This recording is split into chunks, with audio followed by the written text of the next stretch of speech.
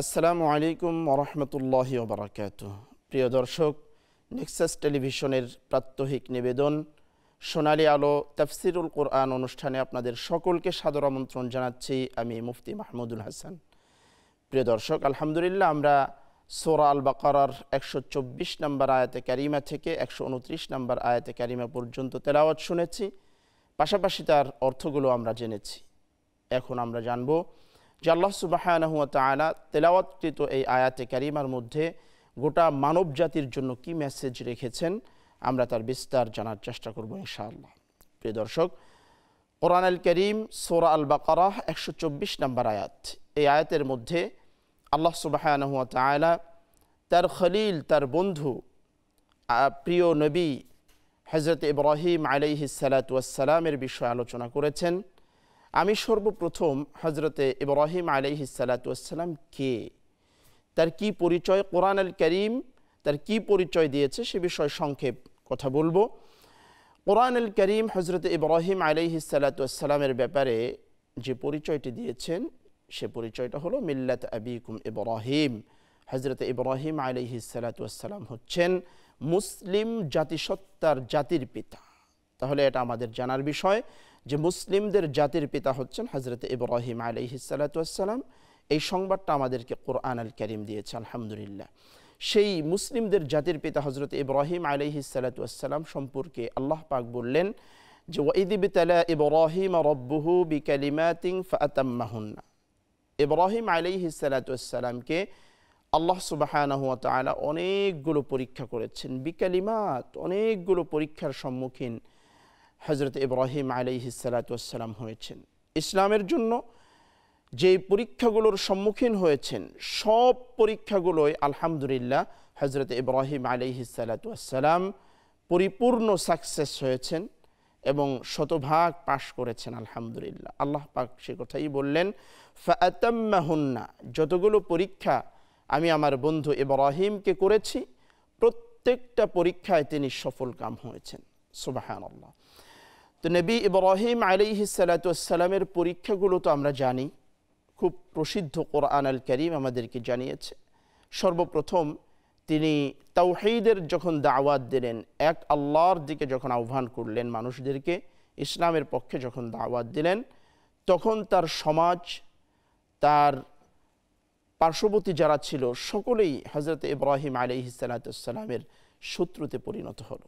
এবং এই ঘটনা শুধু ইব্রাহিম আলাইহিস সালাতু ওয়াস সালামই নয়, বরং সব নবীদের ক্ষেত্রে হয়েছে। নবীরা সমস্ত মানুষের প্রিয় মানুষ ছিলেন, কিন্তু যখনই তারা তাওহীদের দাওয়াত দিয়েছেন তখন তারা কোনো কোনো মানুষের কাছে ভীষণ শত্রুয়ে পরিণত হয়েছে। আমাদের নবী সাল্লাল্লাহু আলাইহি ওয়াসাল্লাম আল আমিনে ভূষিত ছিলেন, তাকে সবাই মোহাব্বত করতো, ভালোবাসতো, কিন্তু যখন তিনি তাওহীদের দাওয়াত দিলেন তখনই মানুষের মাথা ব্যথার কারণ হলেন, কিছু কিছু মানুষের শত্রুতে পরিণত হলেন।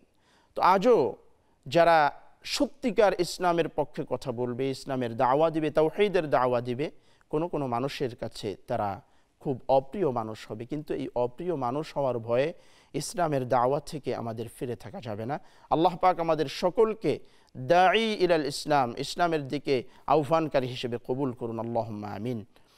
প্রিয় দর্শক, ইব্রাহিম আলাইহিস সালাতু ওয়াস সালামের প্রথম পরীক্ষা তো ছিল যে তিনি যখন তাওহীদের দাওয়াত দিলেন তো নমরুদ তার বিরুদ্ধাচারণ করল এবং শেষ পর্যন্ত তাকে আগুনের মধ্যে নিক্ষেপ করল।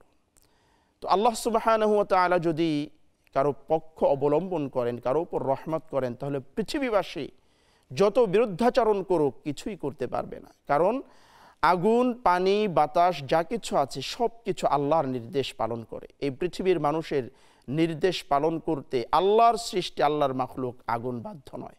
ইব্রাহিম আলাইহিস সালাতু ওয়াস সালামকে যখন নমরুদ আগুনের মধ্যে নিক্ষেপ করেছিল ইসলাম তাওহীদ পালনের অপরাধে, আল্লাহ সুবহানাহু ওয়া তাআলা আগুনকে নির্দেশ জারি করে দিল, ইয়া নারু কুনি বারদান ওয়া সালামান আলা ইব্রাহিম। হে আগুন, সাবধান। আগুনের একটা স্বভাবজাত অভ্যাস হলো তাতে যা পড়বে, যা কিছু তার মধ্যে দেওয়া হবে আগুন তাকে জ্বালিয়ে ছাই করে দিবে। কিন্তু নবী ইব্রাহিম আলাইহিস সালাতু ওয়াস সালামকে যখন আগুনের মধ্যে নিক্ষেপ করা হলো, আল্লাহর নির্দেশ পেল আগুন, আল্লাহ পাক বললেন, খবরদার আগুন, তুমি ইব্রাহিমকে জ্বালিয়ে ছাই করে দেবে না, বরং তুমি ইব্রাহিমের জন্য বারদান ওয়া সালামান আলা ইব্রাহিম, তুমি আমার পয়গম্বর আমার বন্ধু ইব্রাহিম আলাইহিস সালাতু ওয়াস সালামের জন্য আরামদায়ক ঠান্ডা হয়ে যাও। সুবহানাল্লাহ, সুবহানাল্লাহ। আমার প্রিয় দর্শক, আজও আমরা ইসলামের দাওয়া দিয়ে তাওহীদের কথা বলে যদি কোনো বিপদের সম্মুখীন হই, আমাদের দৃঢ় বিশ্বাস যদি আল্লাহর উপর থাকে, তাহলে আল্লাহ সুবহানাহু ওয়া তাআলা ইব্রাহিম আলাইহিস সালাতু ওয়াস সালামকে আগুনের মধ্যে যেমন হেফাজত করেছেন, সংরক্ষণ করেছেন, আমরাও যদি বিপদের সম্মুখীন হই নিঃসন্দেহে আল্লাহ পাক আমাদেরকে হেফাজত করবেন ইনশাআল্লাহ সুবহানাহু ওয়া তাআলা। প্রিয় দর্শক, ইব্রাহিম আলাইহিস সালাতু ওয়াস সালাম বারবার যে পরীক্ষাগুলোর সম্মুখীন হয়েছেন তার মধ্যে একটা হলো যে আল্লাহ সুবহানাহু ওয়া তাআলা তাকে তার মাতৃভূমি ছেড়ে অন্যত্র হিজরত করার নির্দেশ দিয়েছেন এবং তিনি তা হাসি মুখে বরণ করেছেন। তিনি তার জন্মস্থান ছেড়ে সিরিয়ায় হিজরত করেছেন এবং সেখানেও তিনি স্থায়ী হতে পারেন নাই, বরং তার কলিজার টুকরো সন্তান হযরতে ইসমাঈল আলাইহিস সালাতু ওয়াস সালাম যখন এই পৃথিবীতে আগমন করলেন, আল্লাহ সুবহানাহু ওয়া তাআলা নির্দেশ করলেন ইব্রাহিমকে যে ইব্রাহিম, তুমি তোমার এই নবজাতক কলিজার টুকরো সন্তানকে অন্যত্র রেখে আসো। তো সাইয়্যিদুল মালায়েকা জিবরাইল আলাইহিস সালাতু ওয়াস সালাম উপস্থিত হলেন এবং তিনি রাহবার হিসেবে পথ প্রদর্শক হয়ে হযরতে ইব্রাহিম আলাইহিস সালাম, তার স্ত্রী এবং তার কলিজার টুকরো সন্তান হযরতে ইসমাঈল আলাইহিস সালাতু ওয়াস সালামকে নিয়ে চলতে আরম্ভ করলেন।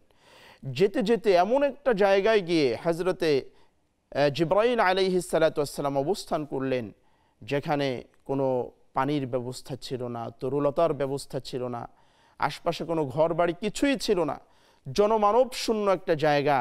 সেখানে হযরতে জিবরাইল আলাইহিস সালাম বললেন যে খলিলুল্লাহ ইব্রাহিম, এখানেই আপনার স্ত্রী এবং আপনার কলিজার টুকরো সন্তানকে রেখে চলে যেতে হবে। প্রিয় দর্শক, আমরা একটু কল্পনা করি, একটু চিন্তা করি যে একটা নবজাতক সন্তান এবং একজন মেয়ে লোক যারা ঘরের মধ্যে থাকবে, যখন বাচ্চা ভূমিষ্ঠ হয় এই নবজাতকের জন্য আমরা কত কিছু করি, তার আরাম আয়েশের জন্য একজন বাবা কত চিন্তা করেন। কিন্তু হযরতে ইব্রাহিম আলাইহিস সালাতু ওয়াস সালামের বিষয়টা যদি একটু চিন্তা করি যে তার নবজাতক কলিজার টুকরো সন্তান এবং তার স্ত্রীকে এমন একটা জায়গা রাখার নির্দেশ দিলেন আল্লাহ সুবহানাহু ওয়া তাআলা যেখানে আরাম আয়েশ তো দূরের কথা, খাবার দাবার পানীয় এবং তরুলতার কোনো কিছুরই ব্যবস্থা ছিল না। কিন্তু ইব্রাহিম আলাইহিস সালাতু ওয়াস সালাম হাসি মুখে এই নির্দেশ পালন করেছেন শুধু আল্লাহ সুবহানাহু ওয়া তাআলাকে রাজি এবং খুশি করার জন্য। প্রিয় দর্শক, এরপরে ইব্রাহিম আলাইহিস সালাতু ওয়াস সালাম আরেকটি পরীক্ষার সম্মুখীন হলেন।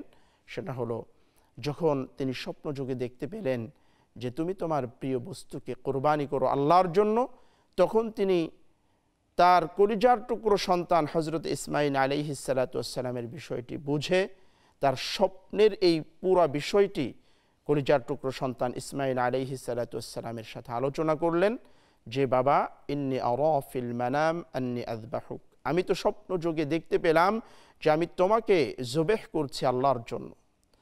মজার বিষয় হলো যেমন বাবা তেমন সন্তান, ঈমানের উপর কতটা অবিচল ছিলেন তারা।